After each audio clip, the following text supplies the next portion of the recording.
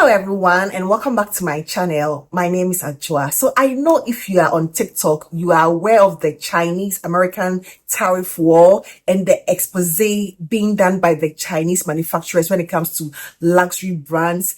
A lot is happening. A lot of people have jumped on it. And I just wanted to share my 2 cents about the whole luxury. As a person who speak about dupe fragrances for the most part, I will not necessarily buy Middle Eastern fragrances that are made in China. I know there are a lot of fakes when it comes to that.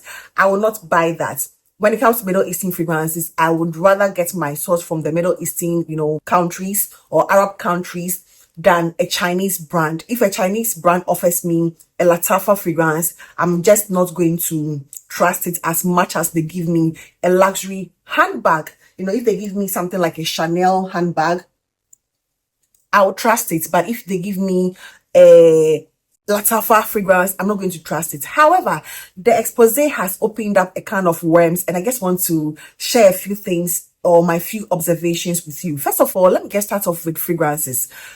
Dupe fragrances, and then I'm not even going to go to counterfeit fragrances, but dupe and then luxury fragrances. But before then, I just want to share something. I'm wearing a Lululemon shirt, which according to the Chinese cost about $8 for the up and down, the top and then the down. This is my only Lululemon shirt that I have, and this is the tag. I never threw it away, but this is the cost of the shirt, $118. Do I feel stupid about this? Of course I do feel stupid about this, because I was trying to be part of the cool girl gang to have a Lululemon shirt, with a price tag of $118. And you're learning that it's cost like less than $10 to make both like the set. Well, I don't know how you feel when it comes to the expose. Has it changed your mind about anything? What is your perception about luxury now? Now that you know that your high quality or high end brand is less than 10th the price that they are selling it for.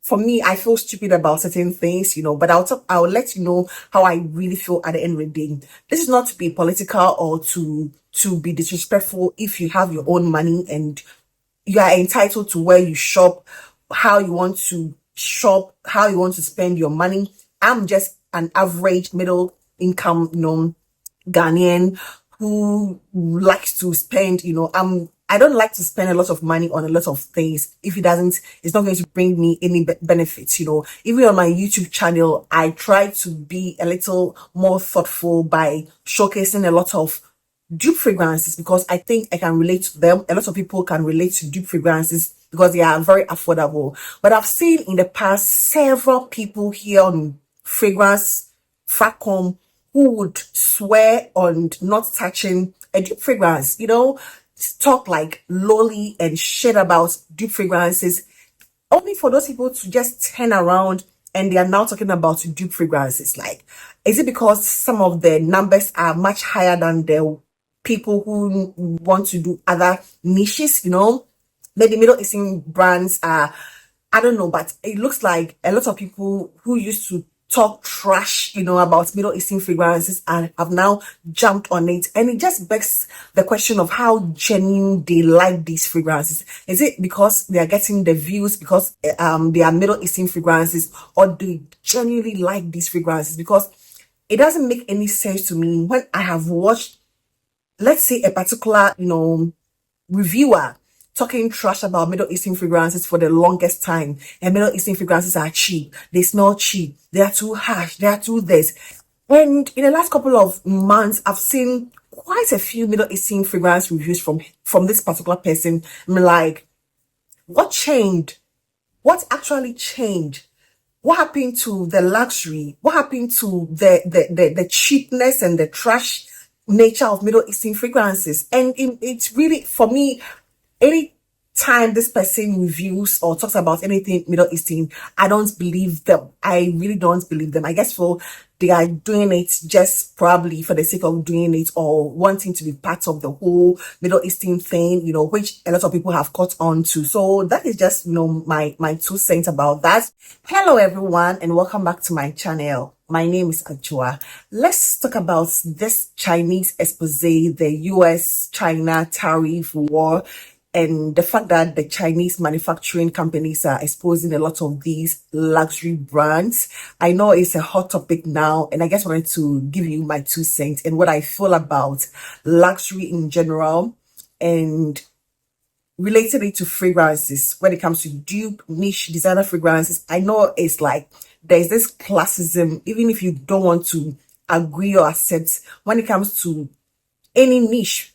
It could be fragrance, dresses, accessories. There's this sort of classism, especially when it comes to fragrances. There's always been that. I think it's just the last couple of years that I've seen quite a number of people who would have otherwise never held, or hold a bottle of a dupe fragrance. For whatever reason, these people are now talking about dupe fragrances. But there was this very rife classism. We are the luxury, the niche, the designer. And even till this day, I know a lot of people, or some people, fragrance reviewers and other people who would never showcase a bottle of dupe, because they will just talk trash about it.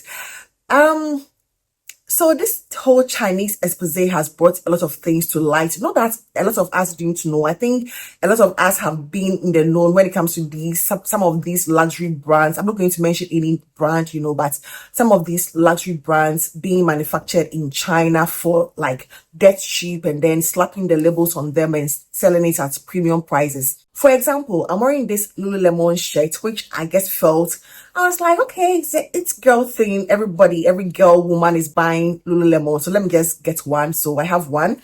I never threw away the tag because it's quite on the high side. This is the tag, Lululemon, and this is the price point. That is how much it costs to get this shirt. After seeing the Chinese expose and getting to know a set of Lululemon goes for around $7, how do I feel about it? Do I feel cheated? Of course, I do feel cheated. Do I feel stupid? Somehow, yes, I do feel stupid, Even with these exposés, I know there are a lot of people who will still stand on their grounds. They will not touch anything dupe or, second, third grade. As a Chinese, somehow we'll put it's like second grade. They are all manufactured in the same luxury, factory. After the first grade, there's a second, third. There's all category of things. There are people who will still, after the whole expose, will still stick to their luxury because of the name and the brand and the association and the prestige and pride it comes with. I know that, but with the whole thing, I sort of feel a little stupid with some of my choices I've made. Although I'm not like a luxury girly. I don't have, in real life, my clothing, my bags, my shoes, my fragrances, most of them are just like basic, normal stuff, very moderately priced. I'm not into designer like that. First of all, I'm very middle class. I consider myself middle class. I'm Ghanaian. I consider myself middle class. I don't have it like that, for the designer and things. And there is nothing wrong having it and expressing yourself through them. I think I watched Patricia Bright on TikTok a few days or weeks ago, where she was talking about the fact that it got to a point where acquiring luxury brands and designers was like a status symbol for a lot of black girls, on YouTube, like especially when it comes to YouTube and social media. A lot of the pioneers and people who had made it on the social media platforms were showcasing their wealth and success through the luxury, the brands. Oh, I have this Hermes bag. I have 5 of them. I have Dior this, I have this, just to sort of, let a lot of people know they have made it. That was the argument she was, including herself. She said she felt that way at some point, I'm just paraphrasing what the whole thing, which I really agreed with her. I was like, sometimes you could see through people, how people would want others to think of them, that they have made it through this luxury stuff. And there's nothing absolutely wrong with that. My problem is the fact that, let me try and narrow it down to fragrances. I am a fragrance content creator. I create content around fragrances, especially around Middle Eastern fragrances. And most of the time, I try to wait for dupes to come out before I buy before I even attempt buying original fragrances. 90% of my collection being dupe fragrances, and just about 10% of them being designer and niche, And I think that when it comes to Fracom, it had been a case of the snobbery, the classism.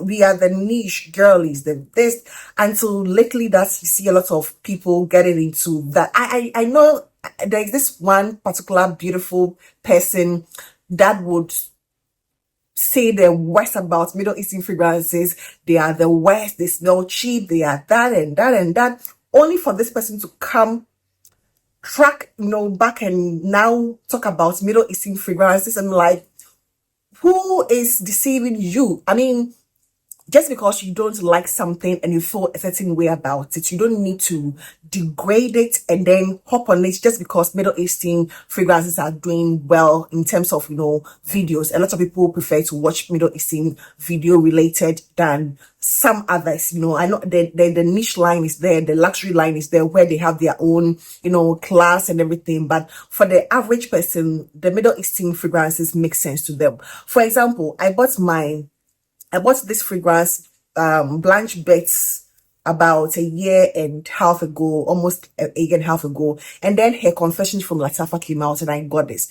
When I smelled this, I was like, do I feel cheated? Somehow, anytime I get a niche fragrance and then the dupe comes out and they smell like 95% identical, of course, for me, I would always say there's never really been like a case where the dupe is like 100%. Once in a while, you get that, like a case of Parfum de Mali's Altair and then F.A. Paris's liquid brand. It's one of very rare occasions where they are like 100%. These are very identical, maybe about 95% identical to me. But anytime I get a niche fragrance and I get a dupe and the dupe is that good, I feel a little stupid and cheated and everything. I just go like, I could have waited for the dupe, instead of getting the original. And honestly, between these two, I love them both. I don't think I prefer one over the other, because in the air, nobody's going to tell me which one is Blanche Betts and which one is Air Confession, but the whole snobbery and degrading when it came to Middle Eastern fragrances, I think of late is better. It's so much better than in the past. A lot of people would never touch Middle Eastern fragrances with a stick, like let it be there. It is there. Trash, cheap smelling. Of course, there's been several cases where Middle Eastern fragrances can come across as very cheap smelling. Not all Middle Eastern fragrances are the same. Some of them are good, others are not. So I'm not going to even go there. You need to just, watch out for which ones to consider buying, because not every Middle Eastern fragrance, even though they are affordable, are good. Some of them are just waste of money.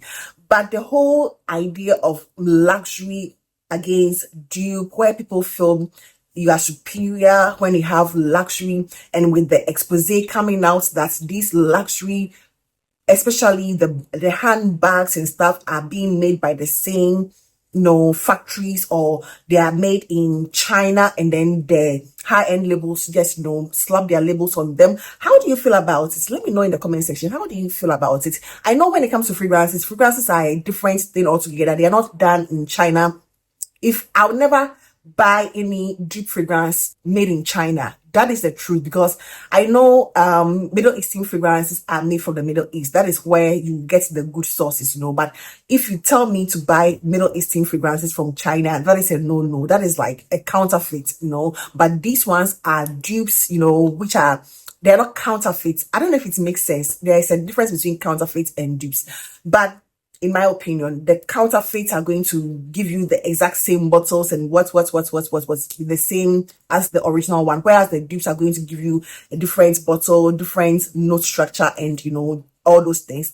But if you are observant, in the last couple of years, we've had perfumers like Quentin Bish doing fragrances for the likes of Latafa. He's not the only one. I think there's been several renowned perfumers who are now doing fragrances for Arabic or Arabian fragrance houses. And that is to show you that there is a correlation.